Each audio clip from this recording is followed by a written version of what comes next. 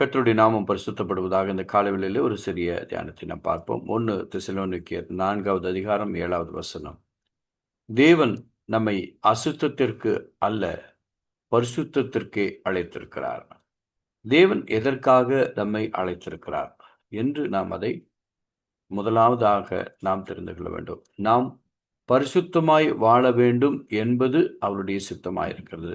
ஏனென்றால் 1 பேதுரு 1:15-16 2 வசனங்கள் சொல்லுகிறது, உங்களை அழைத்தவர் பரிசுத்தராய் இருக்கிறது போல நீங்களும் உங்கள் நடக்கையில் எல்லாவற்றிலும் பரிசுத்தமுள்ளவராய் இருங்கள். நான் பரிசுத்தர், ஆகையால் நீங்களும் பரிசுத்தராய் இருங்கள் என்று எழுதியிருக்கிறது என்று இந்த அப்போஸ்தலனாகிய பவுல் குறிப்பிடுகிறதை பார்க்கிறோம்.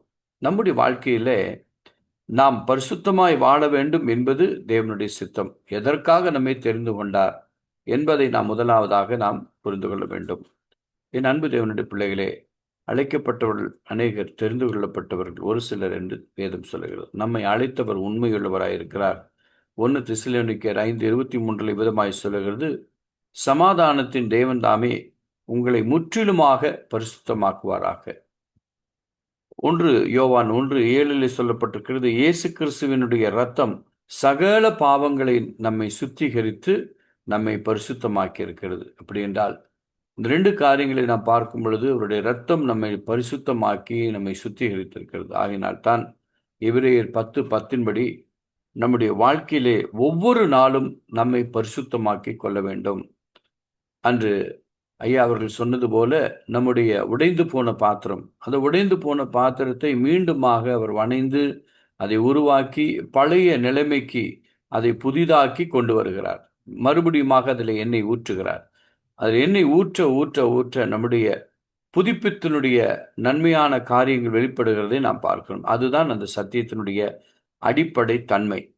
அப்போ நம்ம ஒவ்வொரு நாளும் நாம் பரிசுத்தமாக்கப்பட வேண்டும். எபிரேயர் 10:10 விதமாய் சொல்லப்பட்டிருக்கிறது. அப்போ ஒவ்வொரு நாளும் நாம் பாவத்திற்கு மரித்து நீதிக்கு பிழைக்க நம்மை முழுவதுமாக ஒப்புக் கொடுக்க வேண்டும். ஏனென்றால் நம் ஒவ்வொரு நாளும் இந்த உலகத்திலே நாம் வாழ்கிற நாட்கள் பொல்லாத உலகம், பாவம் நிறைந்த உலகம், அசுத்தமான உலகம், தீமையான உலகம், தீமையான காரியங்களை செய்கிற உலகம். ஆனால் இந்த உலகத்திலே வாழ்கிற நாம், இந்த உலகத்திலே நாம் நடந்து போன்று பிரயாணித்து போடுகிற நாம், ஏதாவது ஒரு வகையிலே நம்மை அறியாதபடிக்கு ஒரு சில காரியங்களை நாம் செய்யும் பொழுது, நாம் ஒவ்வொரு நாளும் நாம் அதை பரிசுத்தப்படுத்தி கொள்ள, ஆண்டவரே இந்த நாட்களிலே நான் உம்முடைய வார்த்தைக்கும் உமக்கு விரோதமாகவும் மற்றவர்களுக்கு விரோதமாகவும் ஏதாவது நான் வார்த்தைகளை தவறாக பயன்படுத்தி இருந்தால், தவறான சிந்தை கொண்டிருந்தான், ஆனால் என்னை மன்னியும் என்று சொல்லி ஒவ்வொரு நாளும் நம்மை பரிசுத்தப்படுத்திக் கொள்ள வேண்டும். ஒவ்வொரு நாளும் நம்மை சுத்திகரித்துக் கொள்ள வேண்டும். இதற்கு நம்மை நாமே ஒப்புக் கொடுக்க வேண்டும் என்று வேதம் தெளிவாக சொல்கிறதை பார்க்கிறோம். ஏனென்றால் எல்லாவற்றிலும் வேதத்தின் அடிப்படையிலே தான் நாம் பார்க்க வேண்டும். அதனாலே நாம் ஒரே ஒரு சில காரியத்தை நாம் புரிந்து கொள்ள வேண்டும். அவர் பரிசுத்தமாகிய தேவனாகிய கர்த்தர் நம்மை மன்னிக்கிற தேவனாயிருக்கிறார்.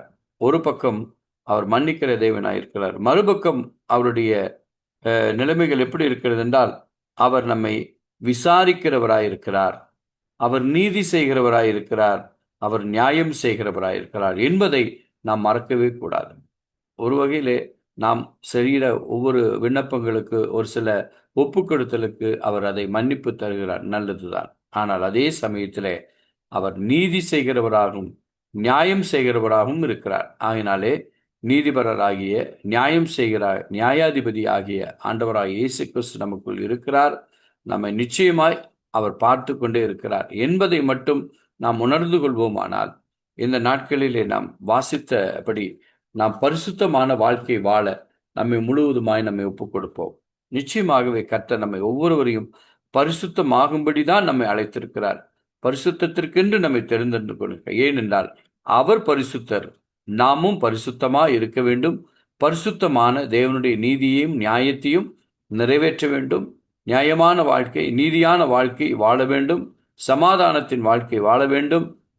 எல்லாவற்றிலும், எல்லா நிலையிலும் மற்றவர்கள் மேல் அன்பு செலுத்துள்ள, இது எல்லாவற்றையும் தேவன் நம்மிடத்திலிருந்து எதிர்பார்க்கிறார்.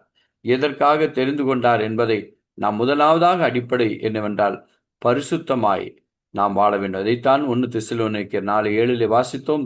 தேவன் நம்மை அசுத்தத்திற்கு அல்ல, பரிசுத்தத்திற்கே அழைத்திருக்கிறார் என்பதை மட்டும் நாம் புரிந்து கொள்ள வேண்டும். ஏனென்றால் நம்மை பார்த்து சொல்லுகிறார், அவர் ஒரு பரிசுத்தவான் என்று சொல்லுகிறார். அப்போ பரிசுத்தவான்கள் என்றால் அவருடைய பரிசுத்தம் நமக்குள் அந்த பரிசுத்தம் விளங்குமானால் நம்மை பார்க்கிறவர்கள் அவர் ஒரு நல்ல அருமையான பரிசுத்தவான்கள் என்று வேதம் சொல்லுகிறபடி நம்மை சாட்சிகளை நம்முடையத்திலே காண முடியும். என் அன்பு தேவனுடைய பிள்ளையே, நாம் முழுவதுமாய் நம்மை ஒப்புக் கொடுப்போம்.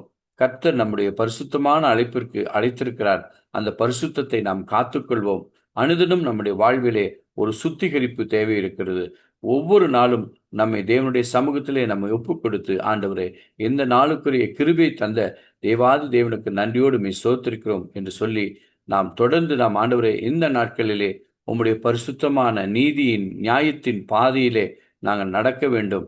கர்த்தருக்கு பிரியமான வழியிலே, பரிசுத்தமான வழியிலே நாங்கள் நடக்க வேண்டும் என்று சொல்லி, நம் ஒவ்வொரு நாளும் நம்மை ஒப்புக் கொடுத்து நாம் அவருடைய நம்முடைய பிரயாணத்தை தொடருவோமானால், கர்த்தர் நம்மையும் பரிசுத்தப்படுத்தி சுத்திகரித்து நம்மை முழுவதுமாய் கர்த்தருக்கு பிரியமான வழியிலே அவர் நம்மை நடத்தி செல்கிறவராக இருக்கிறார். கர்த்தர் தாமே இந்த நாளை நமக்கு ஆசீர்வாதமாக்கி தருவாராக.